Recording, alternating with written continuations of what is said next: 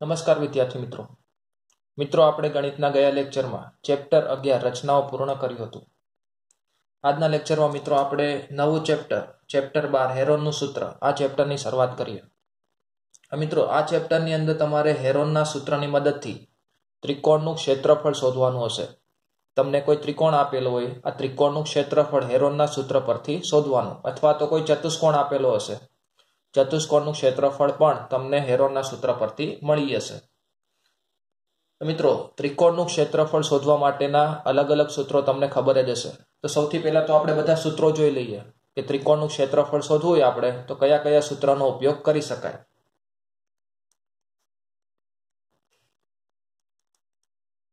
તો ત્રિકોણનું ક્ષેત્રફળ શોધવાના સૂત્રો।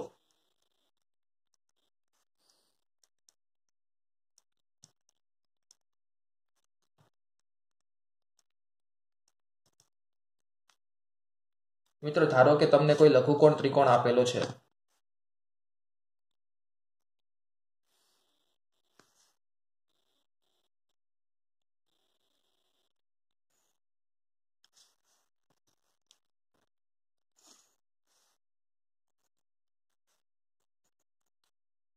ધારો કે મિત્રો તમને ત્રિકોણ એબીસી આપેલો છે। ત્રિકોણ એબીસી માં કોઈ વેધ એટલે કે લંબ આપેલો છે। ત્રિકોણ એબીસી એમાં એડીએ લંબ અથવા તો વેધ છે। તો આ ત્રિકોણનું તમારે ક્ષેત્રફળ શોધવું હોય તો આનું સૂત્ર કયું છે મિત્રો? તો આના માટેનું સૂત્ર છે કે ત્રિકોણનું ક્ષેત્રફળ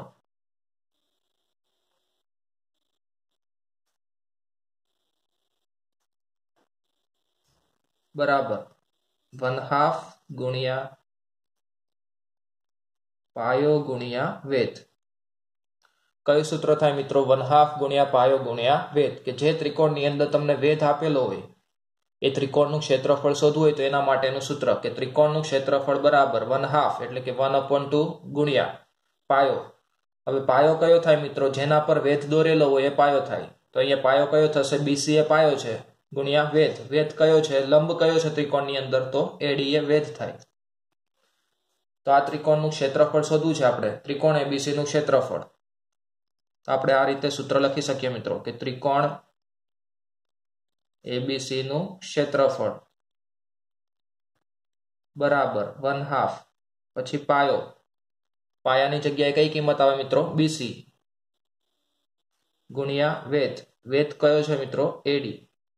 આ સૂત્રની મદદથી તમે ત્રિકોણનું ક્ષેત્રફળ શોધી શકો। કોઈ લઘુકોણ ત્રિકોણ આપેલો હોય, એમાં કોઈ લંબ આપેલો હોય, વેધ આપેલો હોય તો આ સૂત્રનો ઉપયોગ કરી શકાય। 1/2 ગુણ્યા પાયો ગુણ્યા વેધ। જેના પર વેધ દોરેલો હોય એ પાયો થાય, એટલે અહીંયા બીસી પાયો થશે અને એડી વેધ છે।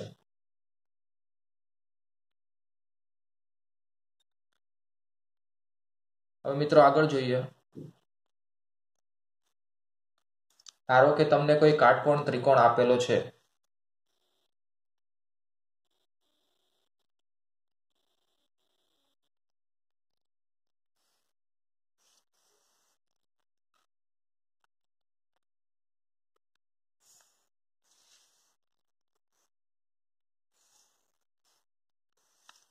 ધારો કે મિત્રો તમને કોઈ કાટકોણ ત્રિકોણ એબીસી આપેલો છે।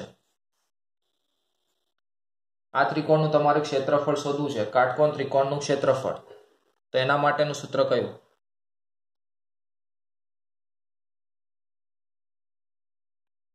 કે કાટકોણ ત્રિકોણનું ક્ષેત્રફળ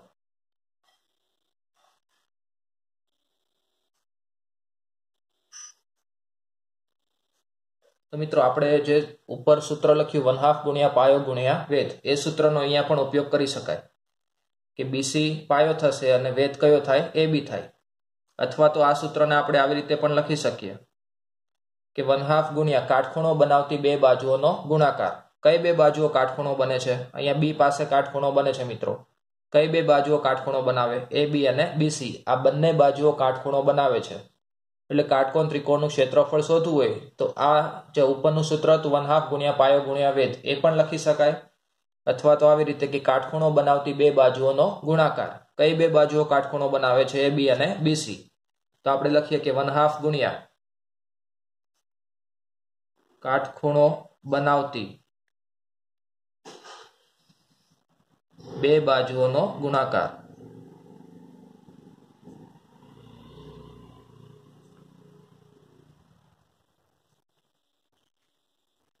ખબર પડી મિત્રો? કાટકોણ ત્રિકોણનું ક્ષેત્રફળ બરાબર 1/2, એના પછી ગુણાકાર કરીને કાટખૂણો બનાવતી બે બાજુઓનો ગુણાકાર, કે જે બંને બાજુઓ કાટખૂણો બનાવતી હોય એ બંને બાજુઓનો તમારે ગુણાકાર કરવાનો. તો અહીંયા AB અને BC બંને બાજુઓ કાટખૂણો બનાવે છે એટલે બંને બાજુઓનો ગુણાકાર થાય. તો આપણે આવી રીતે લખીએ કે અહીંયા કાટકોણ ત્રિકોણ છે, કે તેથી કાટકોણ ત્રિકોણ. કયો ત્રિકોણ છે મિત્રો? ABC. ABC નું ક્ષેત્રફળ બરાબર 1/2 ગુણ્યા કઈ બે બાજુ કાટખૂણો બનાવે મિત્રો? AB અને BC. તો બંને બાજુઓનો ગુણાકાર, તો AB ગુણ્યા BC. અથવા તો મિત્રો 1/2 પાયો ગુણ્યા વેધ કરવું હોય તમારે તો BC પાયો થાય અને AB શું થાય? વેધ થાય. એટલે પણ આ સૂત્ર થાય 1/2 ગુણ્યા BC ગુણ્યા AB, એટલે પાયો ગુણ્યા વેધ. ખબર પડી ગઈ મિત્રો? કાટકોણ ત્રિકોણનું ક્ષેત્રફળ શોધવું હોય તો એના માટેનું સૂત્ર 1/2 ગુણ્યા કાટખૂણો બનાવતી બે બાજુઓનો ગુણાકાર, અથવા 1/2 ગુણ્યા પાયો ગુણ્યા વેધ. જે બંને બાજુ કાટખૂણો બનાવે એ બંને બાજુઓનો ગુણાકાર કરવાનો.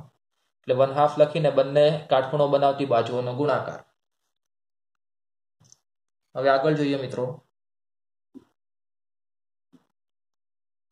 ધારો કે તમને કોઈ સમબાજુ ત્રિકોણ આપેલો છે.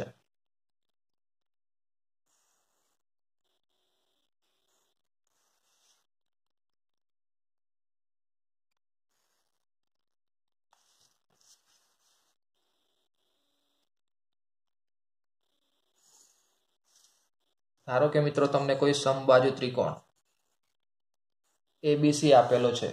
હવે આ ABC છે એની બધી બાજુઓ સમાન છે. ધારો કે બધી બાજુઓનું માપ A આપેલું છે. કેટલું છે મિત્રો? A. દરેક બાજુનું માપ A છે. A એટલે કે કોઈ કિંમત. ધારો કે બધી બાજુઓના માપ 6 સેન્ટીમીટર છે. કેટલા છે મિત્રો? 6 સેન્ટીમીટર. આ સમબાજુ ત્રિકોણ છે. સમબાજુ ત્રિકોણ. ઓકે.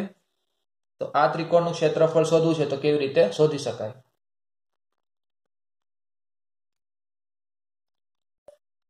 તો મિત્રો સમબાજુ ત્રિકોણનું ક્ષેત્રફળ શોધવું હોય તો એના માટેનું સૂત્ર જોઈએ.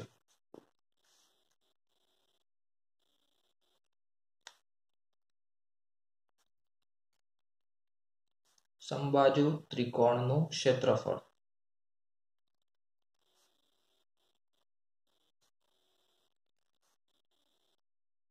બરાબર. એના માટેનું સૂત્ર છે મિત્રો √3/4 ગુણ્યા બાજુનો સ્ક્વેર.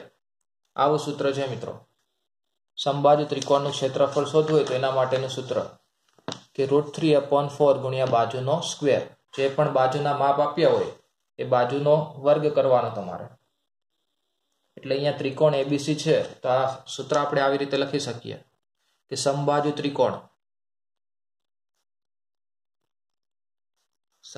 ત્રિકોણ ABC નું ક્ષેત્રફળ બરાબર √3/4 તો આવશે જ.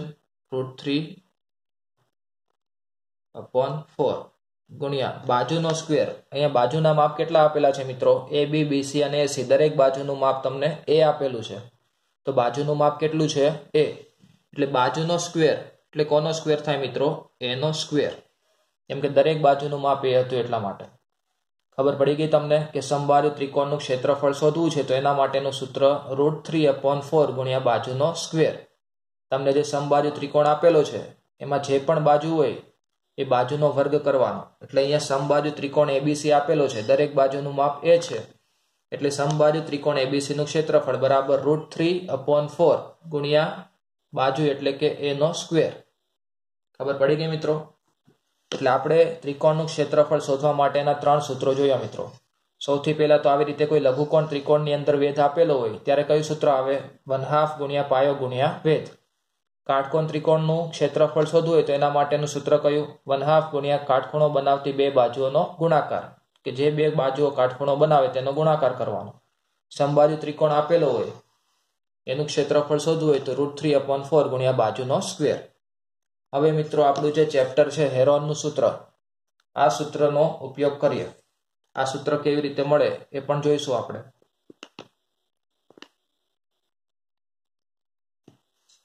તો મિત્રો હેરોનનું સૂત્ર.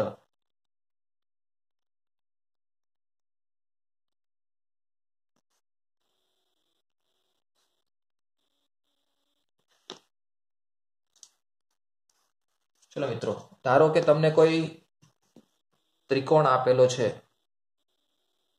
અલગ અલગ બાજુઓના માપ વાળો કોઈ ત્રિકોણ છે તમારે.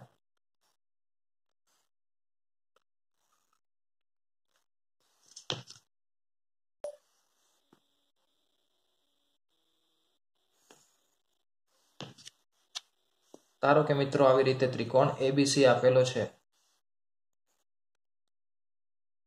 હવે આ બાજુઓના માપ, ધારો કે બીસી નું માપ એ આપેલું છે, એસી નું માપ બી આપેલું છે, એબી નું માપ સી આપેલું છે. આવી રીતે દરેક બાજુઓના માપ અલગ અલગ છે.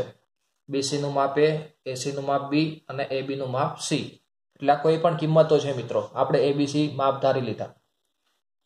હવે હેરોનના સૂત્ર પરથી તમારે ક્ષેત્રફળ શોધવું છે, તો એના માટે તો સૌથી પહેલા અર્ધ પરિમિતિ શોધવી પડે.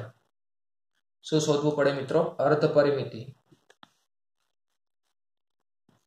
તો આપણે આ જે ત્રિકોણ એબીસી છે, ત્રિકોણ એબીસી ની અર્ધ પરિમિતિ. અર્ધ પરિમિતિ એટલે કે અડધી પરિમિતિ.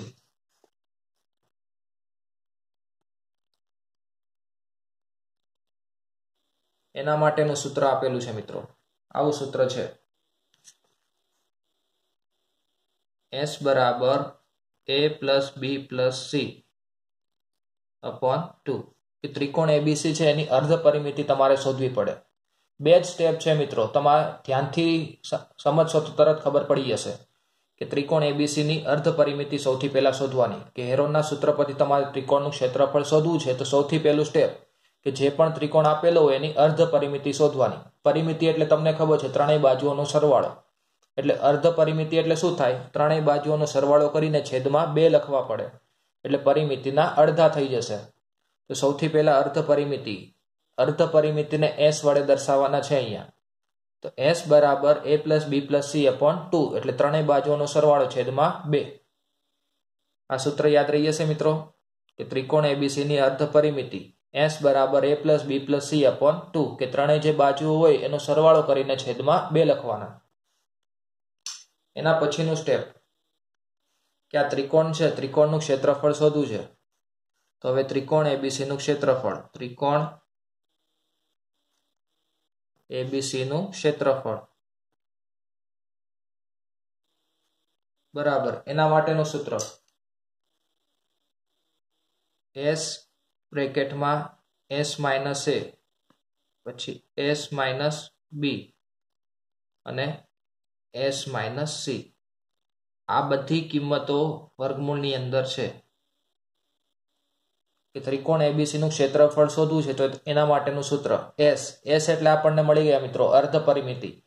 s માઇનસ a એટલે s માઇનસ જે અહીંયા કોઈ પણ એક બાજુ હોય એ માઇનસ કરવાની. સૌથી પહેલા તો એમનો મેસ લખ્યા છે, પછી s માઇનસ a કે અર્ધ પરિમિતિમાંથી કોઈ પણ એક બાજુની કિંમત માઇનસ કરવાની.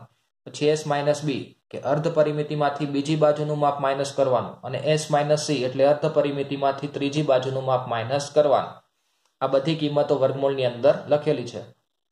એટલે હેરોનના સૂત્ર પરથી તમારે ત્રિકોણનું ક્ષેત્રફળ શોધવું હોય તો એકદમ સિમ્પલ રીત છે મિત્રો, એકદમ સિમ્પલ ચેપ્ટર છે. કોઈ પણ ત્રિકોણ આપેલો છે, એની ત્રણ બાજુઓના માપ આપેલા હોય ત્યારે તમે હેરોનના સૂત્ર પરથી ત્રિકોણનું ક્ષેત્રફળ સરળતાથી શોધી શકો. બે જ સ્ટેપ કીધા મિત્રો તમને. સૌથી પહેલું સ્ટેપ કયું કીધું? કે જે પણ ત્રિકોણ આપેલો છે એની અર્ધ પરિમિતિ એટલે કે અડધી પરિમિતિ તમારે શોધવાની. એનું સૂત્ર કયું છે અર્ધ પરિમિતિ માટેનું? s બરાબર a plus B plus C upon 2, ત્રણેય બાજુઓનો સરવાળો છેદમાં 2. અર્ધ પરિમિતિ મળી જાય એના પછી ત્રિકોણનું ક્ષેત્રફળ, એના માટેનું સૂત્ર લખવાનું. સૂત્ર યાદ રાખજો મિત્રો, કેમ કે આ ચેપ્ટરમાં તમને આ સૂત્ર યાદ નહીં હોય તો તમે દાખલાઓની શરૂઆત પણ કરી શકશો નહીં. એટલે કયું સૂત્ર છે? તો વર્ગમૂળની અંદર s પછી બ્રેકેટમાં s minus a into s minus B into s minus C. s એટલે તમને ખબર પડી ગઈ અર્ધ પરિમિતિ, a b અને c એટલે કે ત્રિકોણની જે બાજુઓ આપેલી છે એના માપ છે. ખબર પડી ગઈ મિત્રો? તો ત્રિકોણનું ક્ષેત્રફળ શોધવા માટેના 4 સૂત્રો આપણે જોયા. ચારે ચાર સૂત્રો તમારે યાદ રાખવાના છે. તો મિત્રો, આજના લેક્ચરમાં મેં જે પણ થિયરી સમજાવી છે એ તમે ધ્યાનથી સમજજો. આગળના લેક્ચરમાં આપણે સ્વાધ્યાય 12.1ના જે દાખલાઓ છે તેની આપણે શરૂઆત કરીશું. અસ્તુ.